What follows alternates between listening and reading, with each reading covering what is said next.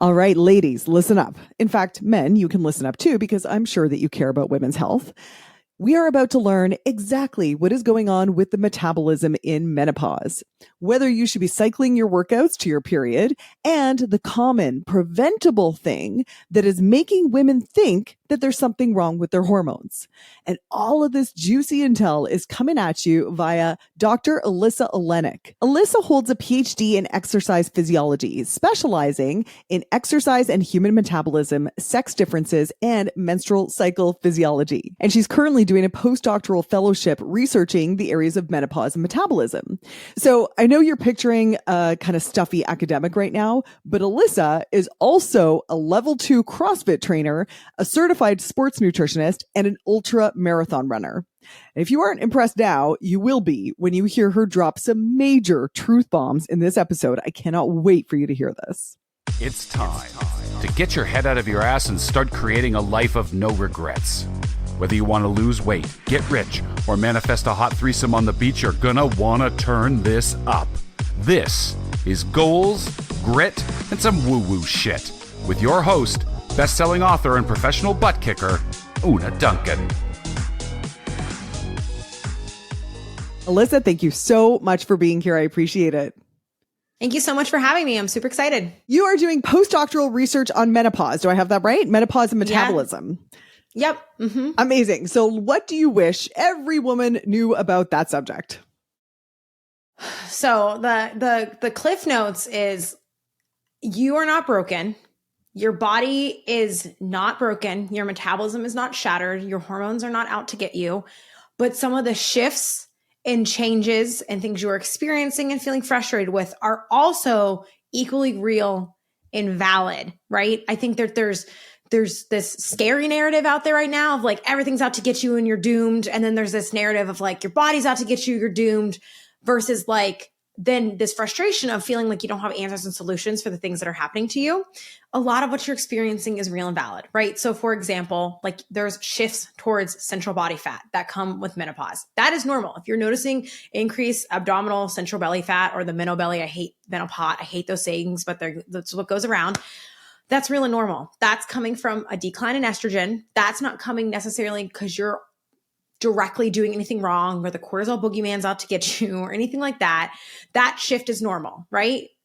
In experiencing weight gain, right, wrong, or indifferent is very common. You know, that is also very common. That doesn't mean it has to be common or normal, but it is a very common experience of 5 to 10 kilos is kind of what's reported from like the SWAN studies and, you know, what we see on average through that transition. So if you're experiencing that, that is valid and normal. And if you're feeling frustrated because you feel like you didn't change anything, that's also valid and normal, right? We don't have all the answers yet in science and research of, okay, what exactly is happening behind the scenes. I think research is getting to that point now. And so if you feel unheard, like, you know, be an advocate for your health and stuff, but also the things that you need to do to improve body composition and health as you age or go through that transition are not some of these like hyper sexy, flashy, complicated things that people are promoting to you. It's still going to be the bare bones basics of what we know works. It's just what I like to say when you get to that point in life is you have like a smaller margin for error, right? So you have to maybe be a little bit more dialed in on the basics of things that we work. So what are those things, right? Because everyone's like, well, what are the basics? Because the basics are simple and they're basic, but I think one of my buddies gave me posted about this, and I love this. Instead of calling them basics, calling them the foundation, because they're foundational. Basic makes them seem simple and not flashy and not like this overarching moving thing. Like these are the big bricks, right? And so while we see, you know, with menopause metabolism, a lot of people are like, well, my menopause caused my metabolism to tank. My hormones ruined my metabolism. And here's the thing. Metabolism doesn't appear on average to decrease with age until we get into our 60s up to 70, and then it starts to decline. But there is some data that suggests that maybe with menopause, there might be some small declines in metabolism. They might be smaller than 100 calories per day, but over time, chronically, that can make a big difference for people. But there's also probably shifts to how you sleep, and your sleep quality and or duration impacts your hunger and satiety. It impacts your metabolism, and it also impacts the choices in the food that you make. with a menopause transition, you might be moving less or less active, whether that's because you're fatigued or estrogen's declining or just life. We start moving less as we age for many people. That's usually what's causing a lot of our declines in metabolism is we're just less active, right? And then also we have this decline in muscle tissue that comes from either lack of physical activity. We're less sensitive to protein and muscle protein synthesis. We want to, make sure we're lifting and eating protein to support that, but you're less sensitive to that, or you didn't really resistance train your whole life. And so muscle is one of the most important organs when it comes for metabolism and metabolic health and longevity and all that stuff, but also kind of giving you that body composition look that most people are looking for. It's usually a muscular body, so to speak. And so when I talk about the bare basics foundations, it's yes, your hormones are going to shift and change. That's going to happen for all of us, right? You're not going to 100% stop aging. I think some people are looking for the cure to menopause or 100% of stopping it. And I think that gets really lost in translation in the online space of this just is going to happen. It's going to happen to all of us. And you could potentially use HRT or not use HRT or make your choices with what you want to do to manage those symptoms based off, you and your doctor and your response to things. But you're not going to 100%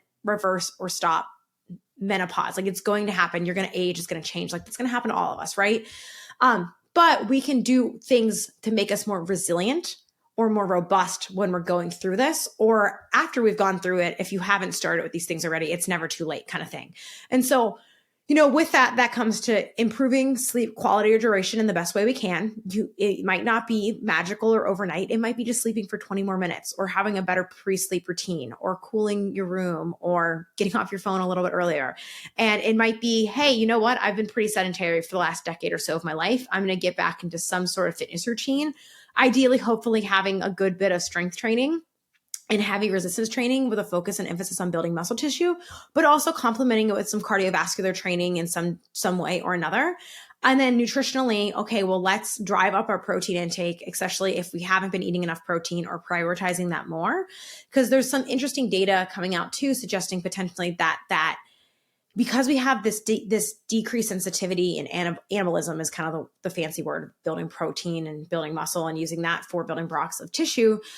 We also might not be eating enough of it. And because of that, our body might be increasing our hunger to bring in more food to try to meet the needs of what it wants. But we're in just this hypercaloric, hyperpalatable, high calorically dense environment that you might just be bringing in a lot of carbs and fats, which aren't inherently bad on their own, but you might be bringing in more than you need because your body's trying to get in more food to support yourself. Or if you have poor sleep, your cravings are increased, or potentially, there's some suggestion too, our refinement for satiety and hunger is more refined when we become more active, when we go from sedentary to more active. And, or, it's probably so many different things are coming and impacting your in and out of your system when you're doing this, that people feel I've not changed anything, but you probably have changed enough little things that it shifted, what you're seeing. And I hate to reduce menopause to just the way the body looks, but I know for many people, that's what they're seeing and feeling frustrated with. But really, I want to encourage this population to think more about eating to support their health and their muscle, and then training to support their health and their muscle. And that doesn't mean that you can't want body recomposition or fat loss, but I think focusing on that recomposition is more of a beneficial thing when you're thinking about metabolism and your health and what your body looks like, if that's important to you long-term, than just fat loss, and doing things to avoid fat loss or avoid fat gain or freaking out about it. Give yourself grace for the fact that your body's changing. Hormones are shifting.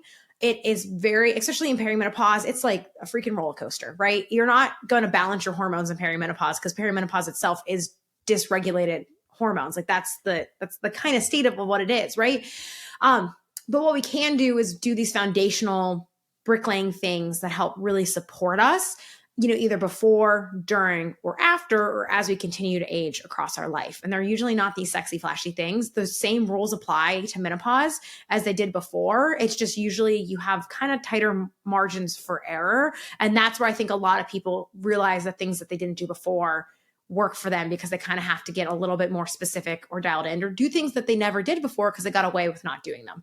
Yeah, totally. And I think that's such a good point because, I'll counsel people, okay, let's do the resistance training, let's do the HIIT cardio, let's, manage portions. And then people will always say, but what about menopause? What about perimenopause? And I'm like, yeah, same thing. Just like definitely do it now, and people are like, I want something different. Tell me more, something sexy about hormones or something that's going to sync with my cycle, or you know what I mean? Like people want some new flashy thing because they're having a new experience.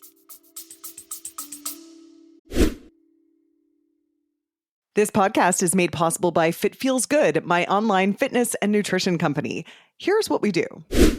In Una's journal, one of the prompts is, how can I make today fun and easy? And the mindfulness habit has really served me well. Just even knowing my own mind and where I go when I'm stressed or when I'm sad or when I'm angry, that's been really helpful. My morning self-care routine really helps me start the day off. And all the components of that I have worked on over the years that I've been in this program. And it really helps me to start the day feeling really positive and feeling like I've taken care of myself so that I can give to other people. It's been amazing. I was not really sure that I needed the support of the Facebook group. I don't think of myself as a joiner.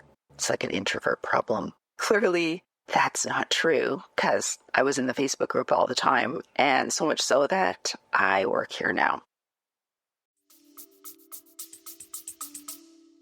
And what I like to say with menopause specifically is the same things that were important or are important for premenopausal individuals are important for menopause. It's just because they become more important. So everyone's like, well, lifting and HIIT is the menopause workout plan. I was like, no, it's the everyone workout plan. That's the everyone workout plan, right? Like it's just that we know those things are almost like therapeutic at that point in time when it comes to, preventing declines in skeletal muscle mass, cardiovascular, fitness and or subsequent metabolic disease that can come in response to that or shifts in our hormones. So it's not a radical, everything in female phys right now, from cycle syncing to female phys focused stuff for menopause, is just like classic strength and conditioning repackaged in a pink bow.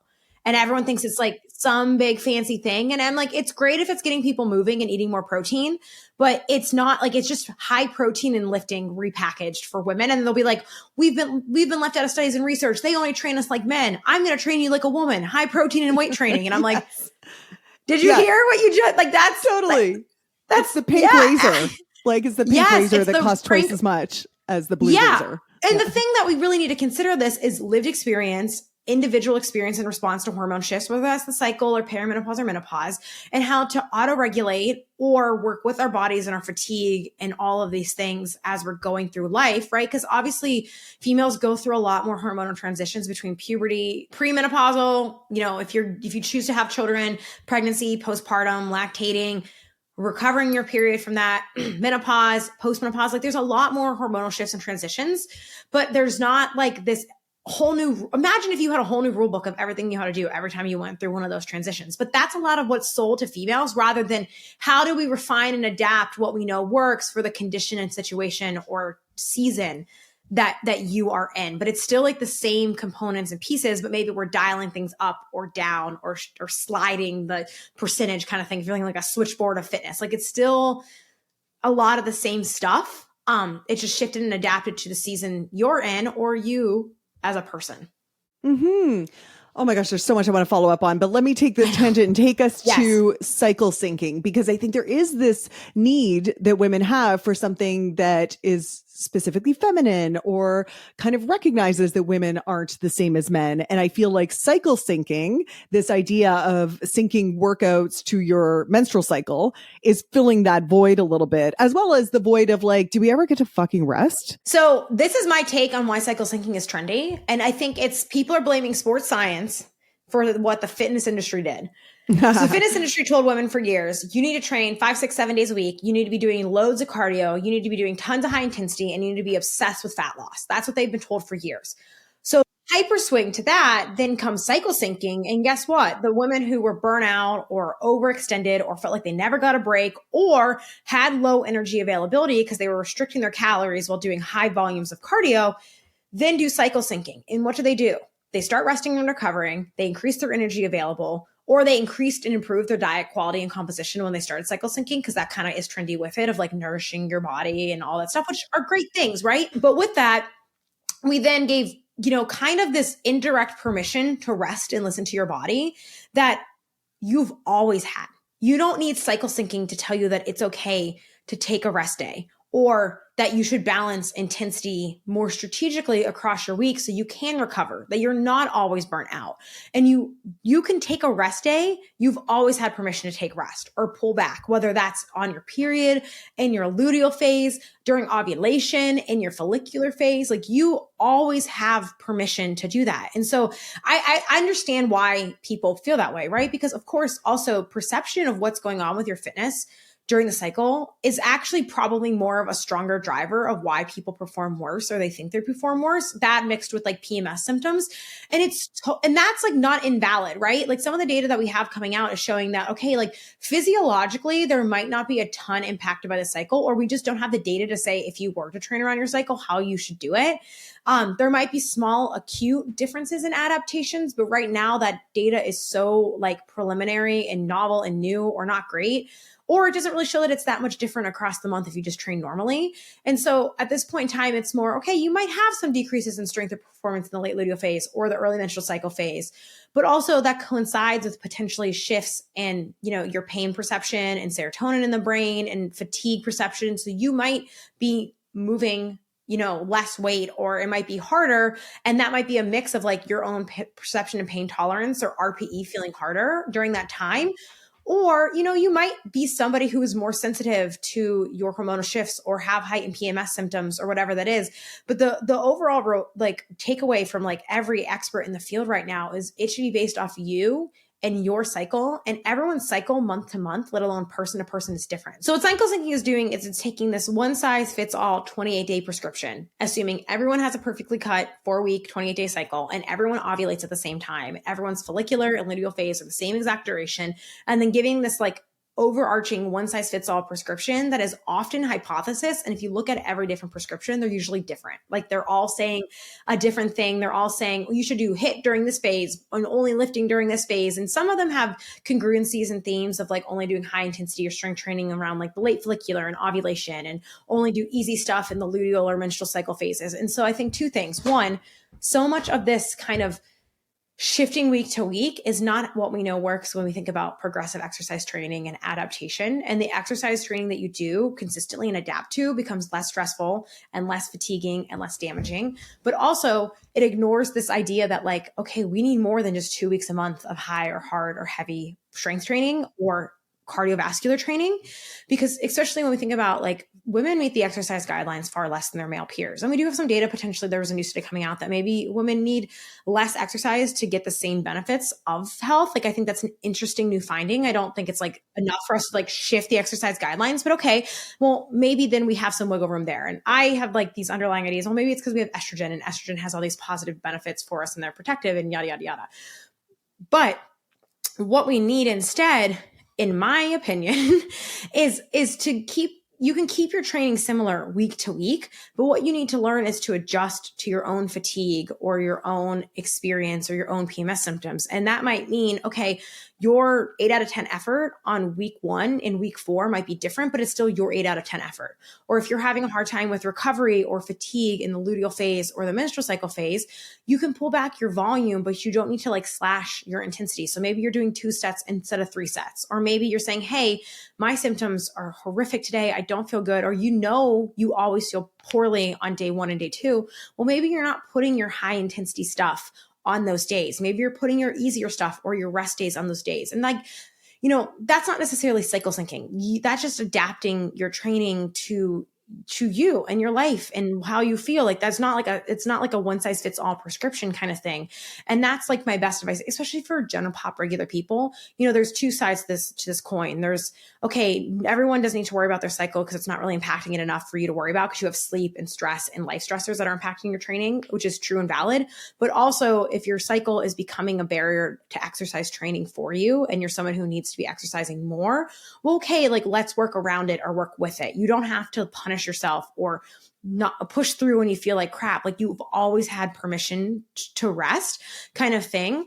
And if you feel good or better some weeks, feel free, push your intensity, add more weight, go a little bit harder. But then if you feel crummy other weeks, then okay, maybe you pull back that a little bit, but that's auto regulation and that's shifting. And that will account for a lot of the volume or fatigue things that come along with that training, or kind of giving women the skill of not always ignoring their body and pushing, and giving themselves built-in breaks or rest and recovery, or balancing that intensity more appropriately across their week in training. So they actually can feel recovered and not fried all of the time.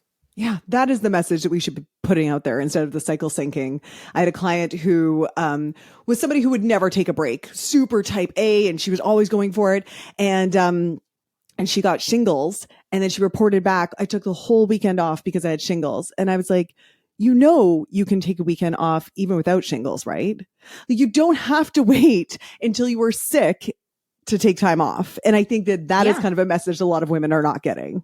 You don't have to wait until you've got your period to take time off. You don't have to wait until you were in the ground sick in order to take time off. Yeah. No. And that's why I think, like, if we get more messages out there to women of training like athletes a little bit more, that has planned in deloads or seasons of lower volume and intensity, or balancing your intensity across the week. And I think a biggest thing too, especially I have those clients that are very, very type A do-it-allers, they're often under eating, and that under eating itself ends up impacting your hormones and your recovery more than necessarily like working out in your luteal phase. Like, that eating component and nutritional support is actually, like, when I think about premenopausal women and the most important thing they need to do to support their hormones and health and performance, far before cycle syncing, is making sure they're eating enough macronutrients and calories, like protein, carbs, and calories. I mean, fat's important too, but like carbs to match your activity level, protein to support recovery, obviously enough fat to support you as a human. You don't want to like just take fats to the floor, right? Like, you still need fats to support yourself. And then just eating enough calories to actually support their activity, because low energy availability is, a big issue in these populations. And that can be, low energy availability is not having enough energy intake that matches like your body's physiological function and the activity that you're doing.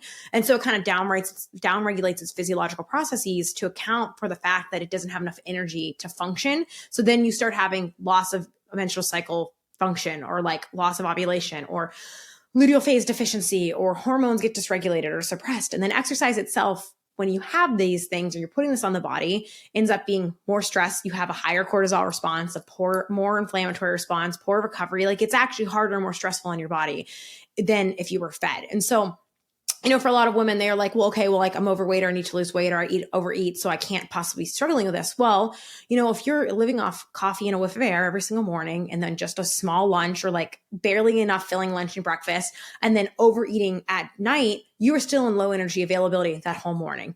If you are under eating carbohydrates to match your activity level, so, carbohydrate being low can mimic or be similar, have similar symptomology to like low energy availability. And so if you're training, like, these clients are working out 6 days a week, really high, hard, intense, but you're restricting carbohydrate to like a gen pop sedentary level, that can be really stressful on your body. And I think those are the rocks, along with like sleep and, stress management as best as we all can, right? That we need to be thinking about first, that really do support like hormones and health and performance, and can potentially reduce even, it's not for everyone, but I have a lot of people, based off the advice I give, who start eating a little bit more in their luteal phase, or increasing carbs around or during the training in the luteal phase, or supporting sleep a little bit more in the luteal phase, or maybe taking a little extra protein bump there. And they're like, a lot of my symptomology in my training session went away when I just kind of started allowing myself to eat a little bit more, which I know can be scary as well for women, especially the luteal phase. You're more bloated and your digestion might not be as good. So if you feel fat and you don't want to eat more, kind of thing. But some of that symptomology, or even in some studies, when women are fed in the follicular versus luteal phase, a lot of differences or metabolism differences end up going away in the fed trials or fed conditions between the cycles. So I like start there, then work up to like, let's make sure we're getting micronutrients, we're supporting our body with all the healthy vitamins, minerals it needs, following a consistent training program, actually knowing your own cycle patterns. And then from there, you can refine all those variables to adjust like nutrition or training in response to like what you personally are experiencing or needing. But if you're just doing random stuff all the time, how are you going to know what is too much or not enough, or is working or not working? So I like to work through this reverse pyramid of like macros, calories, micros, hydration, following a consistent training program, understanding your cycle and how it impacts you and how it works and your own patterns, then, okay, we can refine from there. Usually I encourage people to start refining with nutrition first and then potentially adjusting training as needed to help with either performance or recovery or just adherence, whatever that looks like for that person. And it's not to say you can't start tracking your cycle right away, or you have to wait 3 to 6 months to start adjusting to your symptomology. But it's saying like, don't make these broad sweeping concrete, I only do this on these day changes, because it's going to be fluid in a skill. And you might have 1 month where your cycle isn't really that bad. And then you're really stressed or life's been really crazy, or you got sick and, oh, your cycle's like worse this month. And you need to kind of have that skill to adapt on the fly and work with your body based off how you feel. And this is a skill that's valuable for women, kind of thinking of that type A client, right? I came back from a 2-week trip. I continued my training last week pretty consistently because I needed 1 more week to peak. But I knew from the training and work being crazy and then peaking in my training, I was like, I got to pull back this week. I just knew that I needed to pull back this week. And I wasn't sure. I was like, am I going to push 1 more week in my training, or am I going to pull back? And then I said, no, this week I need to pull back. I know that if I push, I get too greedy. I push too hard, kind of like stop at 80%, not 100% kind of thing, that I'm either going to get sick or be too fried out, or I'm going to get injured, or I'm just not going to recover as well. And I'm like, it's not worth me over pushing. But that's a skill you learn and gain with time of like listening to your body. And you're like, hey, and I'm like, it's not because of the phase of cycle I'm in. It's not because of anything other than I was like, my body was just not recovering as well or feeling more fatigued and run down. I was like, hey, you know what? We need a back off week. We need a week that's like lower intensity. We need to kind of bump up calories, focus on recovery, and then we'll get back to it. But that's a skill that's valuable outside of just the menstrual cycle. I think that's valuable for all people, right? Because we're humans who have, you're not just your menstrual cycle or your menopause. You also have families and pets or kids and work and jobs and sleep and stress and food and all these things coming into your system that impact your training just as much. You're not only your cycle, or you're not only your hormones. Yes, exactly. I love that you brought up the idea of being fed, because I wanted to ask you about something you said on your site. High stress workouts are not the cause of your imbalanced hormones. You have that in quote. Under eating is. And so are you saying that what a lot of people are interpreting as maybe adrenal fatigue or something imbalanced in their hormones, they're probably just not eating enough? There's 2 sides to this coin. I do think that some women genuinely overdo the exercise of like this moderate, high intensity, long duration, every single day of the week thing, or they're just not adapted to it, or they're not polarizing it enough, like balancing when it's high and when it's hard, or having enough recovery. Like they're doing too much. And that's the pushback I get all the time is people are like, well, I have these clients that are overdoing it. I'm like, yes, but they're using the tool wrong. High intensity workouts on their own, or cardiovascular workouts, or even heavy resistance training on their own are not inherently bad things. They aren't inherently directly dysregulating hormones. They aren't directly causing menstrual cycle dysfunction, whatever it is. But when you have too much stress on the system, whether that's coming from too much exercise, not enough food, or both, that's when you start to see this dysregulation of the menstrual cycle on, for premenopausal women. So what, you lose ovulation, you have luteal phase deficiency where progesterone starts to drop because you didn't have ovulation, or your menstrual cycle gets disrupted. That's when we start to see that. So it's these things on their own aren't on their own the cause. It's either a misuse of them or not eating enough to support that, especially the carbohydrate and calorie component of that, especially for highly active females who are doing a lot of high volume or high intensity training. You need to be eating enough carbohydrates and calories to support that. And that's usually what we're seeing is like, there's not enough energy coming into the system to keep up with the volume or intensity or demands of what we're doing.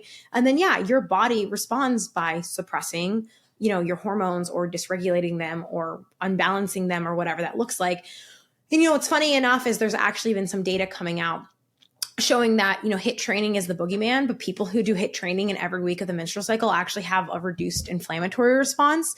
And that inflammation itself is like a large contributor to PMS symptoms and all of that stuff. And so it's actually showing that people who, this data is early and new, but there's enough of it consistently to see this pattern of like decreased, menstrual cycle symptoms or potentially performance dysregulation that or you're like, oh, okay, like this actually could be a tool. It's not necessarily on its own a bad thing. It might be advantageous, but it's just people overuse it. And often what I see is a lot of people aren't doing high intensity exercise. They're doing this like moderate to hard continuous boot camp circuity thing like multiple days a week, where they'd be better off reducing the days of that and shifting more days to more intentional training, or pulling out that intensity and doing a little bit high, a little bit low, and then a little bit more specific with the strength training components. It's not to say those things are bad on their own either.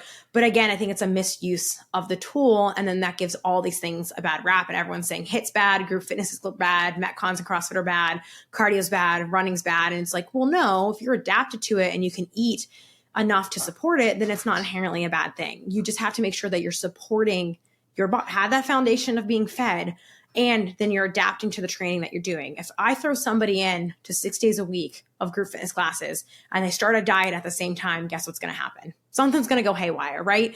But if you work up your training periodically over time, adapt, balance the training intensities, and eat to support it, you are going to be like, it's like, I think it's so funny in the online space.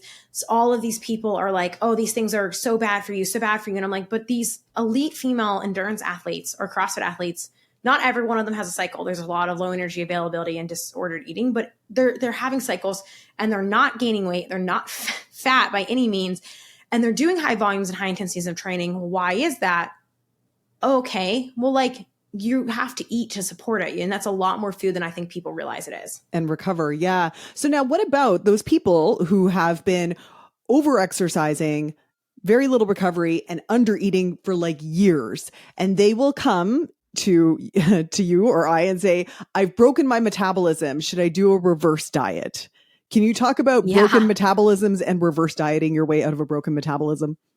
Yeah. So your metabolism isn't broken. Your metabolism is adaptive. So what happens, and that's a lot of what's happening with, like, if you're overeating and over-exercising, your metabolism is broken. What is happening is you're just having like essentially your metabolism adapts and it will down-regulate because you're not giving it as much energy or enough calories to supply and support what it needs. So it starts conserving more energy. And this happens with diets, and it also happens with extreme energy restriction or all of these things. And so people are thinking, well, my metabolism is broken because the only way that they lose weight or things shift are you go lower and lower, or you have to, like, you feel like everything you're doing isn't working. And so what happens is your metabolism adapts. So it does decrease because it's adapting.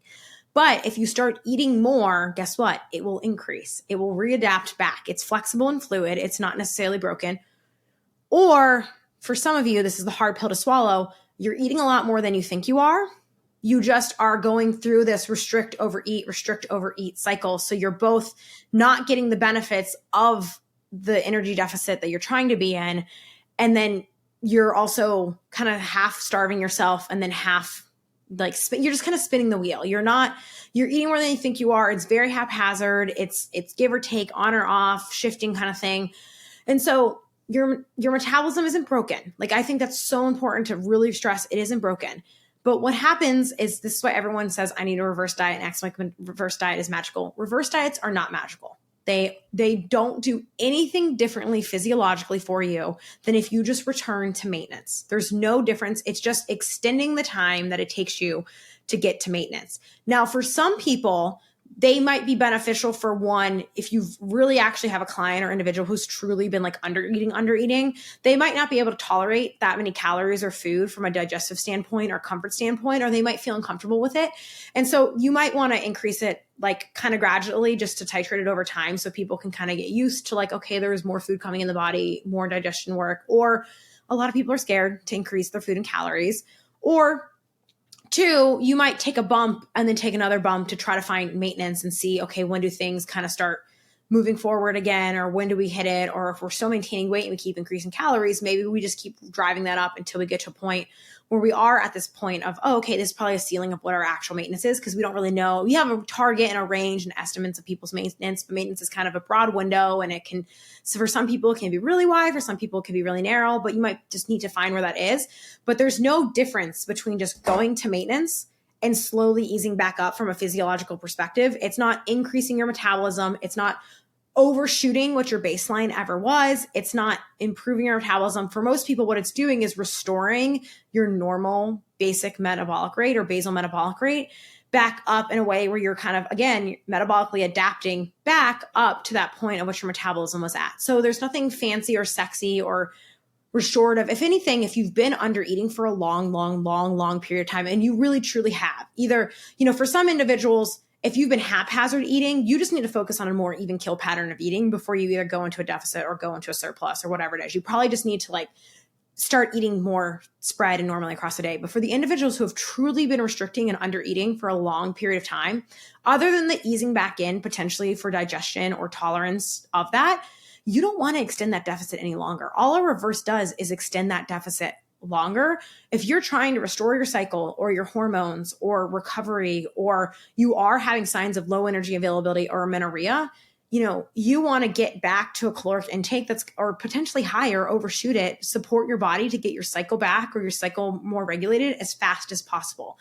And this is one of those things too, if you're one of these people who have been really overdoing it for years, if you have signs of disordered eating, which usually come hand in hand with that, please seek out from a professional. If you're not just someone who's like, oh, I didn't realize that I really need a lot more energy for doing these things. If there's potentially an unhealthy relationship with food, you might need to work with somebody who can help you navigate that from that kind of way, because that's usually they go hand in hand. And two, one of the biggest risks with this is low bone density. And that happens with people who undereat chronically or don't resistance train. And so it actually takes, even after a year post of eating more and regaining the cycle and gaining back weight, one, you typically have to gain more weight back to restore your cycle than you were at when you last had it. You usually have to overshoot the weight that you last had your cycle at. So just know that.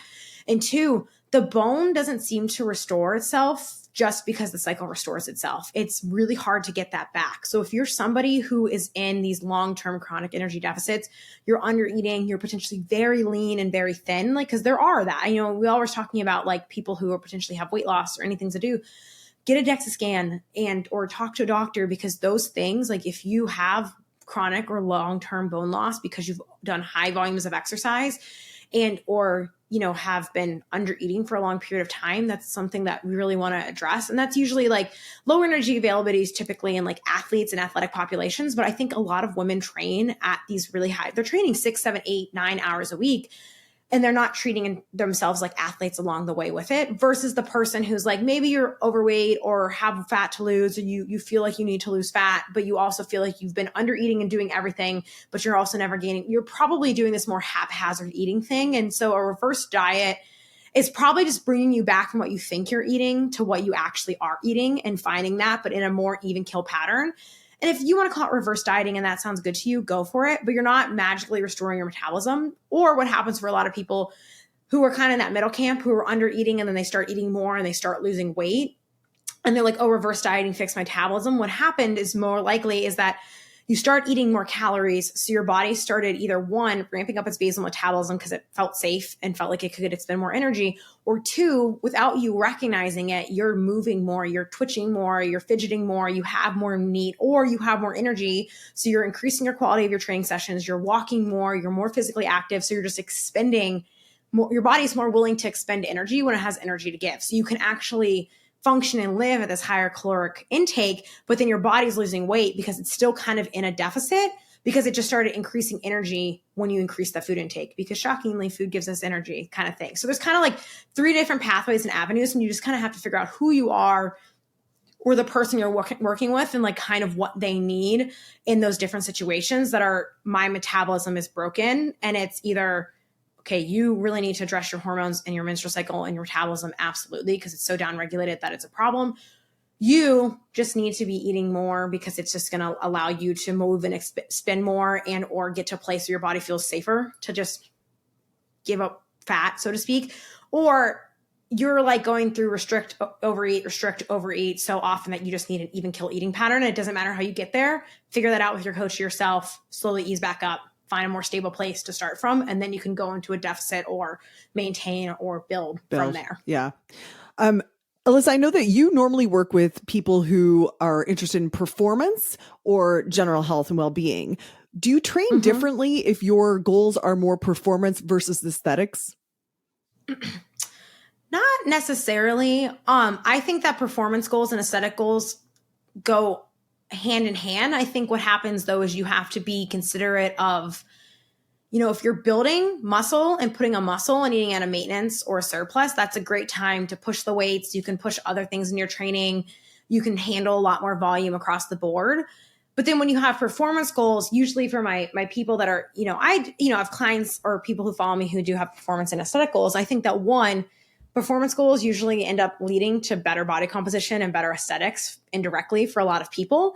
But then there's the nutritional component, and we have to balance that delicately. So I usually don't encourage people, if they're wanting to do like a specific dieting phase or an energy deficit, or they do want to lose body fat, to do that like while training for a marathon. Like my friend Sarah Tierney always says, like, a marathon isn't a diet plan. So usually I'm like, hey, let's save our bigger body composition changes or bigger fat loss phases for a time period where maybe we are pulling back our volume a little bit on our training because we don't have the calories to support it. We're not removing cardio entirely. We're not like, we want to lift. You absolutely want to be lifting when you're in any sort of deficit.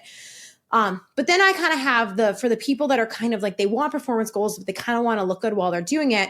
What I'm usually encouraging is, hey, we're eating everyone I'm telling is to eat moderate to high protein intake, but making sure you're really getting in that higher end of that protein intake to support your recovery needs and your body composition goals. We're not just giving up the weight training when we have running or racing goals. We're keeping that in a little bit all year long, or we're spending a specific period of time, whether that's a couple months or a year, depending on how much muscle tissue or strength you really need to gain, depending on like your baseline, really focusing on one goal and dialing it all in on that, and pulling back like the ratio of what you're doing, not giving it up entirely. You don't want to just give up one thing or the other at any point in time. And then, when we're doing this titration of focusing on our goals over time, it's like little shifts in energy intake. So doing like maybe 150 calorie deficits, or short acute periods of decreases, or you're specifically adding on mass or gaining or bulking in this like off season, so to speak, when you're trying to put on muscle or this year dedicated to it. But then when you are doing fat loss or weight loss, especially if you are also running or doing it at the same time, either making those deficits really, really small and then taking it slower so you're still having energy to support yourself, keeping carbs on the higher end as much as you can and pairing them around training. And then usually for people, I usually encourage them to do deficits. You can still handle like a higher volume of training in a deficit, but keep it more like a maintenance. Don't also ramp up your training volume for whatever you're doing while you're also in this deficit. So like, if you're training for a race, maybe you're in your base build phase where you're just kind of building your base, but you're keeping your mileage and intensity about the same every single week. So your body's kind of adapted to it. And that might be a good time to maybe, okay, we're going to try to recomp during this phase in time. And it's just about timing it to when your training and performance isn't at like, don't peak for your race that you're trying to do. Because for everyone also, like the stimulus of like what you're trying to do, whether it's a race or a lifting competition or an event, is going to be the highest like the 4 to 8 weeks leading into that event. So that's probably not the time to be dieting or in an energy deficit. If anything, you need to be eating more to support that, right? And it doesn't matter, like it doesn't have to be like a marathon or something crazy, because even for people who are new to stuff, that first powerlifting meet or first time you're lifting or first 5K or 10K, like those are still very hard on your body because they're new to your body. You're not adapted to them, right? If I was just doing a 10K, I could be in an energy deficit because that wouldn't be that much of a stressor for me. Versus somebody else that might be a big stressor for us. You kind of have to consider where you're at. So like a good example is last year, I did like a really kind of acute deficit thing. I kind of intentionally bulked a little bit over winter, ate a little bit more. And what I did is during an 8-week, 9-week period where I was kind of running exactly the same amount of miles every single week and my lifting was really consistent, I just did the tiniest energy deficit.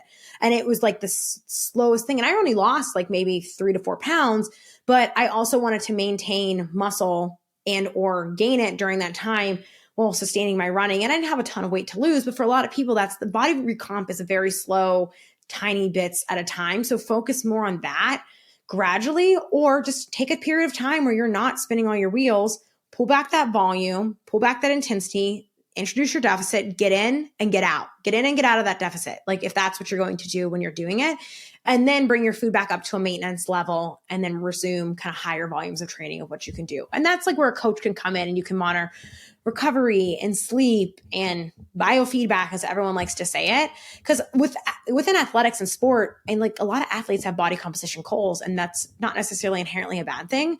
But also I think there's a lot of leaner athletic women who are still trying to always spin their wheels on being leaner or thinner. And sometimes you have to have a conversation of yourself of like, do you really need to be leaner to perform better? Or do you really need to be leaner for health? Like I always joke that I stay a little bit fatter because I recover better and perform better, being able to eat more, even at this higher percent of body fat. And like, I'm not a high percent of body fat, but I don't need to be 15% body fat. I don't. I feel I can eat enough and I feel better being at that like 18 to 22% range, which is still very lean for a female, but I don't feel the need to like really lower that down just for the sake of aesthetics, because I know that I can perform well and feel better. And fitness isn't a look, it's a skill, is what I like to tell people. It's like you have to give the training stimulus to move yourself forward. And sometimes body composition plays a role in whether or not you're performing well. But if you're, don't blame your body when your fitness is the limiter. Usually I say address the fitness first. And then if there's something that feels like you need to move the needle forward, then talk about that. But usually that's when like, you got to look at the risk reward of like, am I already lean or do I have weight to lose? Like, is this the time for this? Is this the season? Where do I need to pull back? And when do I not need to dial up kind of thing? And it's just a dance of those two stressors on the system at the same time. You said fitness isn't a look, and I love that. But a lot of us think of a certain look. If you said, think of someone who's really fit, the image that goes into people's minds isn't actually someone who's really fit. Do you find in your work, because you are an obvious expert at this, and you choose not to be super lean, like super, super lean, do you ever find that you feel like you don't have as much credibility, or that people don't listen as much? Or do you ever feel any social pressure to get leaner in order to have a bigger voice? So I definitely think that if I wanted to appeal more to like the lay aesthetic fitness person, especially with the hybrid training space, that if I was a little bit leaner, people might take me a little bit more seriously. But I also think that because I choose to not focus on my body as my business card or centralize my body and my content, it's also actually gotten me a lot more clientele and followers and support, because it's not about my body. Because here's the thing, I've been 15% body fat on my Instagram, and I've been 23% body fat on my Instagram. I've been 153 pounds and I've been 133 pounds. And I've been in every body composition in between over the last 6 or 7 years that I've been in the online space. And I never really talk about it. I never make a big deal about it. I never highlight it. And what I notice is that people don't really notice. But also, at the end of the day, I could exploit the fact that I'm very muscular and very fit a lot more than I do. But I also recognize that like my own performance isn't also a reflection of my own knowledge. I have training age and I have past athletic experience, and experience does matter too. So I think early on, I used to think, if I don't have abs, I'm not credible, but that's just silly, right? I'm like, okay, well, I'm very strong and I run very far and I'm very fit. My fitness is a reflection of my fitness, right? My knowledge is a reflection of my knowledge. And I know a lot of younger coaches feel like they have to be a certain look, certain thing, but the right client's going to find you because of who you are and where you're at. And I also like when people insinuate that, not to say you didn't, I just think it's silly, because it's like sometimes people will thank me for being like mid-sized or not being as lean. And I think it's like more of a sad reflection of what people view as lean, because I'm like, or being overweight, because I'm like, I've always been, not always, but growing up, especially, I was more insecure because I always carry my weight in my midsection. So even when I'm leaner, my stomach isn't lean. And that's just how I remember being an athlete in high school and feeling insecure because I had like a little bit of belly fat compared to all the other girls. And that's just how I've always been built. I've luckily never really struggled with weight and like never been overweight. It's just like how I'm built. And so there was a period and phase where I felt like, okay, that made me less credible, or people wouldn't trust me because of that, or that's just how I gain weight. But like, I don't know. I just decided personally to not let it define me. It doesn't mean that I'm not aware of it. But two, I also makes me sad though when people see me when I'm at a higher body fat percentage or gained a little bit of weight whenever I fluctuate, because we're all do, but I'm still like in a low 20s. I'm still very fit. I'm still very strong. And I'm like, okay, but that makes me sad, because it's like either your perception of leanness and health is so skewed that you think I'm somehow kind of not overweight, but just like reflective of a different, I don't know how to say that without it seeming self-deprecating. Cause it's just like, I'm like 22, 23% body fat when I'm usually like at my heaviest. And I'm like, that's still very lean. So I think there's a skewed perception of what leanness and fitness and athleticism can look like. And that still is having some fat on your body compared to what people think. So that's more so where my thinking goes, is like, it almost makes me feel worried about people's perception of like, okay, well, what do you think a fit body has to look like to be fit? Because a lot of women carry more weight and they carry more fat, or you might be like me and you just carry more weight in your midsection, right? I'm 5'1", my ribs touch my hips. And like, I'm like, there's only so much place for things to go. Right. And so, yeah, I used to feel a lot of insecurity around that when I was younger. And then as I got older, I've never centralized my body in my business, and that's intentional because then it allows for the client or the person to not compare themselves and contrast themselves to me. It's like, even with my business branding language we're working on now, like my client is the hero of their own story. My body isn't the hero of people's story. My body tells you nothing about what you can do or what you can become. And I always try to drive that message home. So I think like decentralizing me and my body and what I can do from what people can do or the information I can give them has been really key in doing that, because you never know what's going to happen. And I went through a period of time in my PhD where I put on weight. My health was a wreck. Stress was crazy. I was breaking out. My hair was falling out. Like I was rough. Like I was like age 10 years and not in the best place. And I just didn't define myself by it. I just showed up and did the best I can and acknowledged that I was pulling back certain parts of my training or I couldn't keep up with things and I was struggling. But I didn't make a big deal about the fact that I was the heaviest I'd ever been in my entire life, right? I just said, okay, well, like if I'm doing this, I'm just going to ride the train and get really strong right now and put on a bunch of muscle. And I'm going to take advantage of that instead of just making it this focal point of like, oh, I gained weight and lost weight. And I didn't talk about when I lost it. Yeah. Yeah, I just existed, right? And I think more people would be beneficial in their health and fitness if they recognize your body will shift and change and evolve with time and training goals and all of these things. But if you don't, you'll have moments where you're aware of it or you're insecure of it or like you don't feel great in it. But if you don't make it your entire identity, even if you're not running a brand or a business, like it makes it a lot easier to also take like a bird's eye view, non-body centric approach to adjusting that. So like when I did my DEXA and I was like, okay, you know what? Like you're at a place where like it wouldn't be harmful for you to lose fat or it's not necessary for you to like, you're not at a place where like losing fat would be necessarily harmful, but it's also not necessarily like bad if you didn't kind of thing. But I kind of objectively look at that and say, okay, that's my body composition. And I have this much fat in my body. And I probably don't need that much fat in my body, but also if I did, it would be okay too. And I could just very objectively approach a deficit or a gain phase or whatever it is and not be catastrophic about it, right? Like pushing up my weight intentionally and gaining weight intentionally is something that I've done a lot to put on muscle and strength in the past. And if you aren't married to this idea of your body or you can shift and change with time, it helps kind of remove that pressure of it. Or if life happens, then you also aren't identified as this thing. I think that's really, really, really helpful and hard. It's hard for everyone to do, right? And I'm not saying I'm perfect at it, but I think that's something that I've really stressed in my branding and my message and my clientele is like, the fitness isn't a look, it's a skill thing, allows us to focus on what we can do in our performance and how we show up independent of what our body looks like. And so, people are like, well, you think body composition doesn't play a role at all? Well, no, not necessarily, but you're far better off going to the gym and focusing on improving performance than making every gym session about your body. And the same thing goes with even if you have body composition changes. I think it's really actually helpful for people to not have this super tied relationship to the scale or their body every single day, because it's not this perfect linear, we're always going to be exactly the same kind of thing. And having this emotional whiplash to the response of your body, it just makes it so you're always mad at yourself or shaming yourself or belittling yourself. And you're not on the same team then with your body.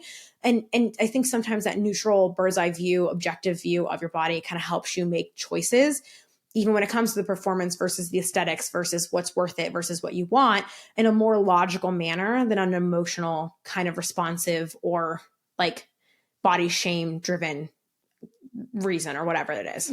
I love this. I think this is such good advice to not centralize how your body looks to your fitness journey. I think this is so smart. And I would love, we've been talking a lot about physical strategies for women to excel. And I would love to hear about any other mindset, things that you think are really important when you're working with your clients.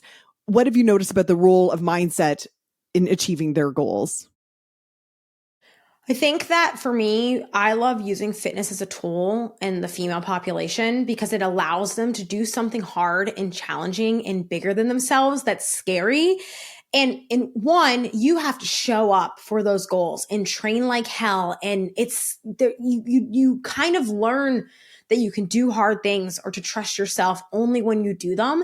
So it's putting yourself in those uncomfortable positions. I find that so many, not everyone, but a large subset of the females I work with or in general, they lack so much trust and confidence in their bodies and their body's abilities and what they can do. And they feel like they need to be 120% ready before they do the thing. But you don't. You just need to do the work and show up and trust that you can do the thing. And you sometimes just have to do the thing scared because that's the only way that you learn that you can do it. And I think through heavy strength training or running far, running fast, or running that goal, whatever that is relative to you, right? Strength and distance and pace and effort are all relative to you.